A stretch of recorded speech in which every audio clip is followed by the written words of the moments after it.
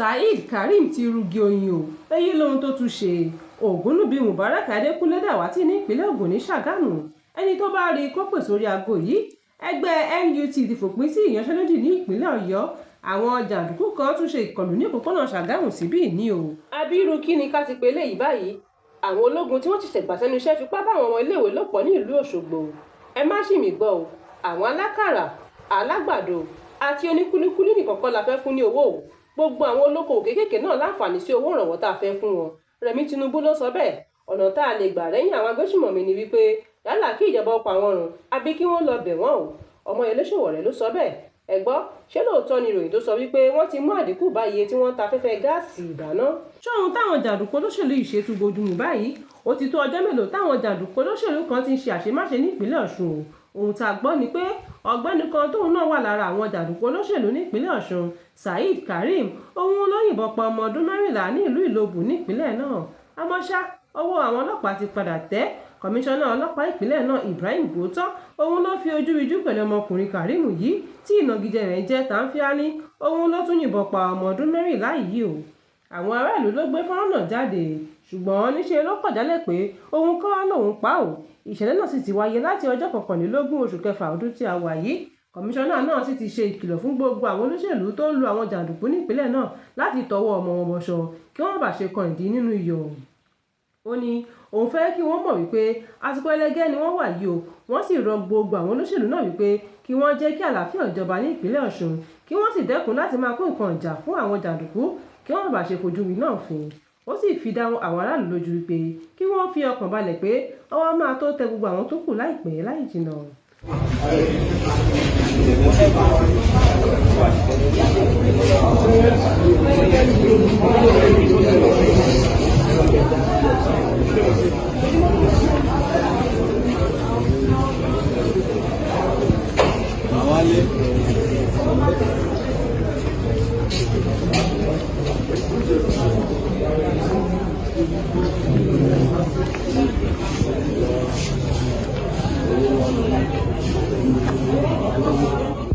Ogunubi Mubarak Adékúnlé dàwátì ní ìpínlẹ̀ Ogun ní Ṣàgámù ní agbègbè Arárọ̀mí.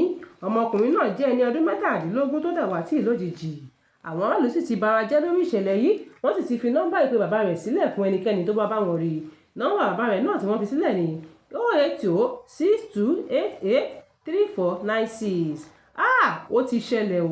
Àwọn jàǹdùkú tuntun ṣe ìkọlù ní ìpínlẹ̀ Ogun ní Ṣàgámù ní òpópónà Ṣàgámù síbí ní lọ sí ọ̀nà Ògèrè. Níṣe ni wọ́n jí èèyàn 5 gbé lọ. Wọ́n sì ń béèrè fún 50 mílíọ̀nù owó ìtúsílẹ̀ wọn. Ẹ jẹ́ ká dúpẹ́ lọ́wọ́ àwọn ọlọ́pàá bí wọ́n ti ṣe gudugudu méje yàyà mẹ́fà láti gba àwọn tí wọ́n jí gbé náà sílẹ̀. Ìfọwọ́sowọ́pọ̀ àwọn ọlọ́pàá tó lé ní 300 láti ìpínlẹ̀ Èkó àti ìpínlẹ̀ Ògùn, àwọn ni wọ́n jọ ṣàṣeyọrí iṣẹ́ yìí o bí wọ́n ti ṣe gba àwọn tí wọ́n jí gbé náà sílẹ̀. Wọ́n sì pa àwọn 4 lára àwọn afurasí náà. Wọ́n sì tún fi ìsìnkú òfin gbé gbogbo àwọn tó kù tó lé ní 100. For the police, 100% job you people are doing. 100% job. Even today, I say God forgive me. I've been following talk concerning police. But right from that day, I zip up my mouth. I say, you people are excellent. See, my hand is up. Attention. Whether it's like that, you people are you people too much in Nigeria. Thank you very much. Thank you, ma'am. And this is blessing. You sure of Where God?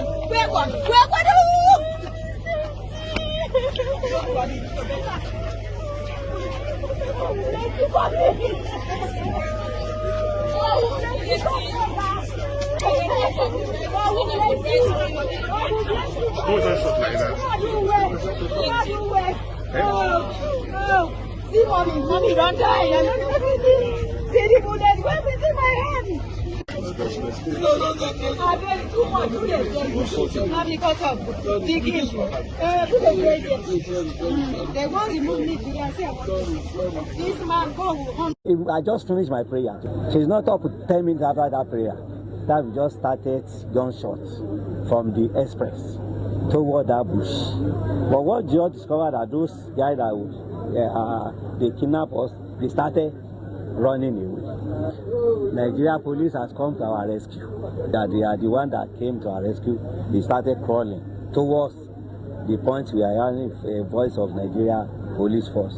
So from there, all of us now came out. How many are the kidnappers? There are 5 in number. I saw yesterday from Nigeria police, really surprising, because it's like I don't even dream that such can happen in Nigeria. Yes, I really thank God, and we give kudos to Nigeria police. And I thank IG, I thank Commissioner of Police Ogun State, I thank Commissioner of Police in Lagos State, and I thank the Joint Task Force that they introduced. I think they should continue keeping it. They should not relent in their efforts. And we believe Almighty will be with them. So my message to Nigerians is that we should change our orientation and our perspective about the Nigeria police. That Nigeria police are working and they are trying their best. Ẹgbẹ́ Nigeria Union of Teachers NUT ti kéde wípé àwọn ti fi òpin sí ìyanṣẹ́lódì o kí gbogbo iléèwé tó wà ní ìpínlẹ̀ Ọ̀yọ́ bẹ̀rẹ̀ iṣẹ́ padà láti ọjọ́ kejì oṣù keje ọdún 2026 tí a wáyé. Wọ́n ní kí gbogbo iléèwé wà ní ṣíṣí padà o. Wọ́n ti jẹ́ kó di mímọ̀ fún àwọn òbí láti máa gbáradì fún àwọn ọmọ wọn láti padà sí ẹnu ẹ̀kọ́. A ò máa ní mórí búṣu ẹnu o. Àwọn ológun tí wọ́n ṣẹ̀ṣẹ̀ gbà sẹ́nu iṣẹ́ ya wọ ibùgbé àwọn akẹ́kọ̀ọ́ ní ìpínlẹ̀ Ọ̀ṣun. Níṣe ni wọ́n gba fóònù àti ohun ìní wọn lọ. Nígbà tí ìròyìn náà dé sí iléeṣẹ́ ológun, wọ́n ní àwọn ti bẹ̀rẹ̀ ìwádìí lórí ìkọlù ọ̀hún. Iléeṣẹ́ ológun Nàìjíríà ti ẹ̀ka ìlú Òṣogbo ní ìpínlẹ̀ Ọ̀ṣun ti pàṣẹ pé kí ìwádìí ó bẹ̀rẹ̀ lórí ẹ̀sùn tí wọ́n fi kan àwọn òṣìṣẹ́ ológun tí wọ́n ṣẹ̀ṣẹ̀ gbà sẹ́nu iṣẹ́ wọ̀nyí. Àwọn aláṣẹ ilé ẹ̀kọ́ gíga fásitì ọ̀hún àtàwọn akẹ́kọ̀ọ́ sì ti ṣe ìwọ́de láti fẹ̀hónú hàn lórí ìkọlù náà. Gbogbo ojú òpópónà Òṣogbo sí Ìkìrun ní agbègbè Ṣàṣà ni wọ́n ti dípa o. Ìgbésẹ̀ náà sì ti wáyé láti ọgbọ̀njọ́ oṣù kẹfà ọdún 2026 tí a wà yìí. Àmọ́ ṣá o, àwọn olùwọ́de náà béèrè pé kí iléeṣẹ́ ológun ṣàwárí àwọn tó wá hùwà ibi sáwọn akẹ́kọ̀ọ́ ní ìpínlẹ̀ náà. Èyí tó burú jáì tí wọ́n ṣe kò ṣẹ̀yìn bí wọ́n ti bá àwọn akẹ́kọ̀ọ́ sùn tí wọ́n sì gba àwọn nǹkan ìní wọn lọ. Ohun tó burú gbáà ní kí ológun kí ó ní kí àwọn obìnrin ó máa bọ́ ara wọn sí ìhòòhò ọmọlúàbí kí wọ́n sì máa kọwọ́ bọ̀ wọ́n lára lọ́nà àìtọ́, àti pé ọ̀kan nínú wọn gbàgbé fìlà rẹ̀ sí ibùgbé àwọn akẹ́kọ̀ọ́ náà tí kò sì sẹ́ni tó lè jiyàn rẹ̀ pé wọn kì í ṣe ológun rárá. We acknowledge the trauma. We have acknowledged the psychological torture that everybody has gone through. I have myself visited the 12 or 13 hostels, and I wept when I was talking to the military commander that this should not happen in a sane society. Therefore, the military recruits that have just been passed out of training, they should be restricted within the barracks.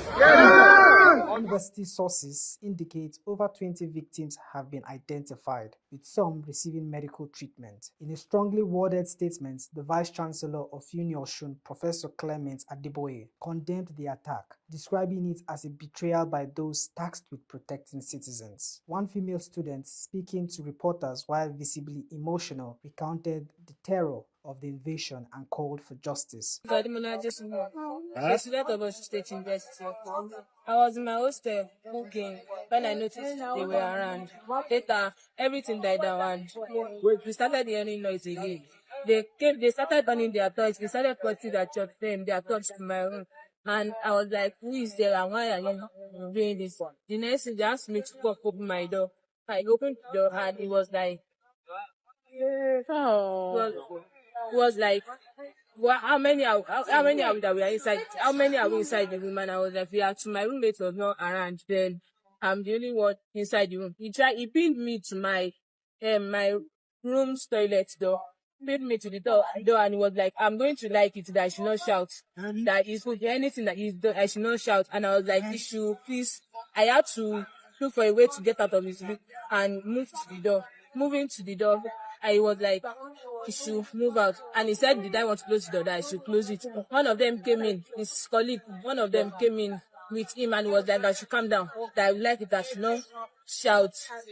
That I just had to, and when they moved, I shouted, I screamed. So when I screamed, they moved out, the two of them, they moved out. And I had to use force to close the door. Protesters carried placards reading "End military brutality" and "Community is not a war zone," while some students reportedly mobbed and nearly lynched at least one alleged perpetrator before intervention. Aya ààrẹ tún ti sọ̀rọ̀ o. Ó ní kì í ṣe àwọn alágbàdo àti alákàrà nìkan làwọn fẹ́ ṣe ìrànwọ́ owó péréte fún. Gbogbo àwọn olókòwò kéékèèké ló láǹfààní sí 50,000 naira owó ìrànwọ́ táwọn fẹ́ pín fún àwọn ará ìlú. ó tẹ̀síwájú pé gbogbo ọ̀rọ̀ táwọn aráàlú sọ ò lè dá iṣẹ́ táwọn fẹ́ ṣe dúró rárá o. Ó sì ní ìjọba yóò ṣe ìrànwọ́ fún àwọn tó ń ta èlò ọbẹ̀, ẹ̀fọ́, ilá àti àwọn tó ń ta àkàrà náà pẹ̀lú. Fún ìdí èyí, gbogbo àwọn tó lẹ́tọ̀ọ́ sí owó náà la máa fún. Because of the atmosphere and what is going on, I've told Her Excellency that we've already donated about 100 million to her to use to empower 2,000 petty traders, women, to capitalize their businesses. And I know they've been talking that I said akara. It's not only akara. We also have tomato sellers, we have boli, and those also selling pepper, selling vegetables for us in the market. We will continue to empower them, add to their resources so that their trade can really be sustainable. So that is what we are doing, and I know all those people who are affected, they do appreciate it. And we are not intimidated by all those their wrong report, but we are forging ahead and making sure that our people, are well cared for. We continue to care in the capacity we have, the amount, but 2,000 women that are already in small businesses, they will recapitalize their businesses with 50,000 naira each. We've already given the 100 million. So that is briefly why we are here. We are glad to be an Adeja. And I was just, when we're coming down, I said Nigeria is a really blessed country. I've been traveling, and I pray that our young people will see the resources we have in this nation. We have not even gone to even explore yet, because we are thinking it's oil, but there are so many things. We went to Benue, you see the orchard of oranges, and it's just mind-blowing. And I pray that our children will be able to take ownership of this land. And Nigeria is a blessed land, and this is the little we can give for now, and we expect them to love this country as we have loved it, and believe that Nigeria belongs to all of us. I thank Your Royal Highness and all the Highnesses. May Allah bless all of you.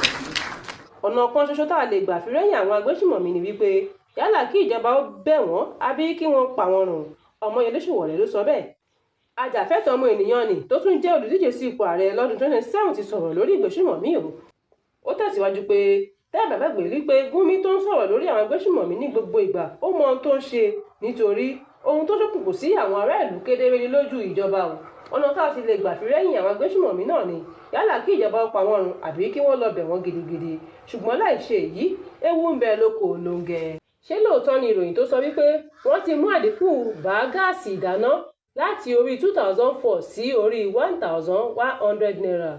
Ìròyìn náà sọ wípé bí afẹ́fẹ́ gáàsì ọ̀hún ti wálẹ̀ tí mú ìdẹ̀ra bá àwọn ará ìlú báyìí, iléeṣẹ́ gáàsì ti ṣàlàyé pé àwọn ìpínlẹ̀ kọ̀ọ̀kan ti ń jẹ àǹfààní afẹ́fẹ́ gáàsì náà bẹ̀rẹ̀ láti ìlú Èkó, ìlú Abẹ́òkúta, Bìíní, Ìbàdàn, Onitsha àti Enugu, lẹ́yìn tó jẹ́ wípé àwọn kan yóò máa ra tiwọn ní 1,100 naira sí 1,350 naira, bẹ́ẹ̀ làwọn kan máa ra tiwọn ní 1,200 naira sí 1,450 naira látàrí bí ọ̀nà bá ṣe jì síra wọn sí. Fún àkọ́tún ìròyìn, ẹ tẹ̀lé wa lórí ìkànnì Yorùbá Space TV lórí ayélujára Facebook àti YouTube. Tèmítọ́pẹ́ Azad jábọ̀ ròyìn sí ìgbọ̀nyín. Ire o.